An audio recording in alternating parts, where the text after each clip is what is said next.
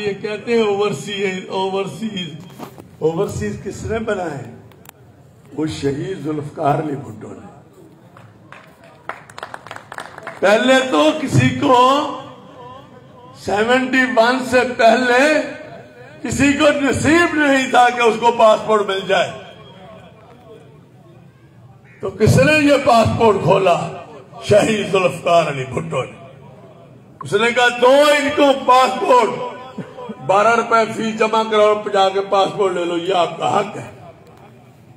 اور پھر ان کو بھیجا باہر، سوچا کہ مل لگے گی تو ٹائم لگے گا، اور کوئی کام ہوگا تو ٹائم لگے گا، اگر ان کو میں باہر بھیج دوں گا یہ ٹائم نہیں لگے گا، اگلے مہینے سے پیسے آنے شروع ہو جائیں گے۔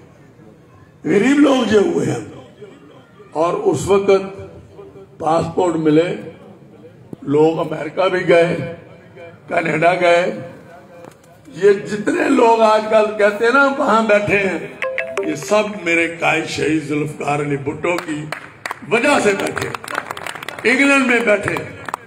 اور یہ تو سارا گلف جو ہے یہ تو بھٹو صاحب کی اپنا جیب میں تھا، تو سارے لوگ گئے۔ اور یہ آپ کو بات بتا دوں، اتنا پیسہ آیا کہ جب تک بھٹو صاحب حیات رہے اس کو ایک پیسہ کسی ملک سے قرض نہیں لیا، جو مرضی بندہ آگے میرے سامنے بات کر لے، آپ کے بجٹ سے زیادہ پیسے آئے، اسی لیے تو فوج آئی تھی۔ انہوں نے پھر تو 10 سال میں حشر کیا، وہ آپ کے سامنے۔ تو جدوجہد کس نے کی؟ پیپلز پارٹی نے۔ کوڑے کس کو لگے؟ پیپلز پارٹی نے۔ سزائے موت کس کو ہوئی؟ پیپلز پارٹی کو۔ پھانسی پہ کون چڑھا؟ پیپلز پارٹی۔ جیلوں میں کون بند رہے؟ سالہ سال پیپلز پارٹی۔ تو ایسی پارٹی جس کو قائد بنا کے گیا، جس نے اتنی مصیبتیں اٹھائیں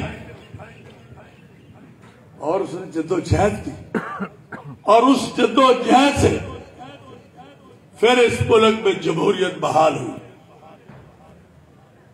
پھر کچھ نہیں تھا پلے، تو پھر کس کو یاد کیا؟ پھر یاد ستائی شہید کی پارٹی، ذوالفقار علی بھٹو کی پارٹی، پھر محترمہ بے نظیر بھٹو صاحبہ کو حکومت دی گئی۔ تو پھر کس نے چلائی؟ ہم نے چلائی۔ پھر 93 میں پھر جو حالات خراب کیے نون لیگ نے، تو پھر کس نے چلائی؟ پیپلز پارٹی نے۔ پھر خرابی ہوئی اور بی بی نے جدوجہد کی امریت کے خلاف،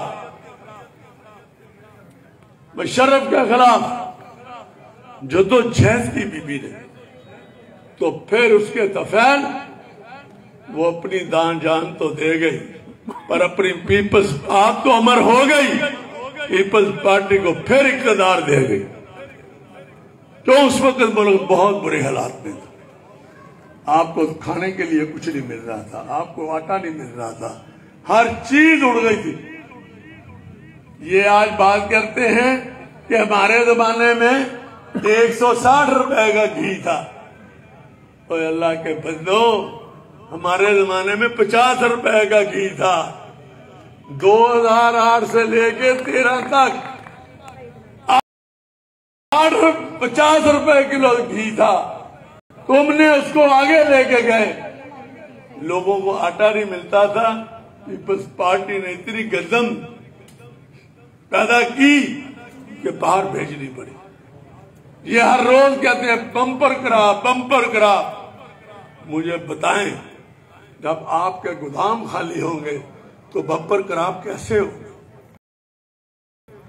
باہر سے آپ گندم امپورٹ کر رہے ہیں تو بمپر کراپ کون سی؟ چینی کی بمپر کراپ کون سی؟ بھائی یہ اتنا جھوٹ بولتے ہیں کہ لوگ سچ سمجھتے ہیں۔ یہ بمپر کراپ پیدا کر رہی ہے کہ آج لوگوں کو کھاد نہیں مل رہی۔ یہ حالات ہیں، یہ سب حالات جو ہیں پہلے بھی پیپلز پارٹی نے عوام کو نجات دلائی، اب انشاءاللہ بلاول بھٹو زرداری صاحب نے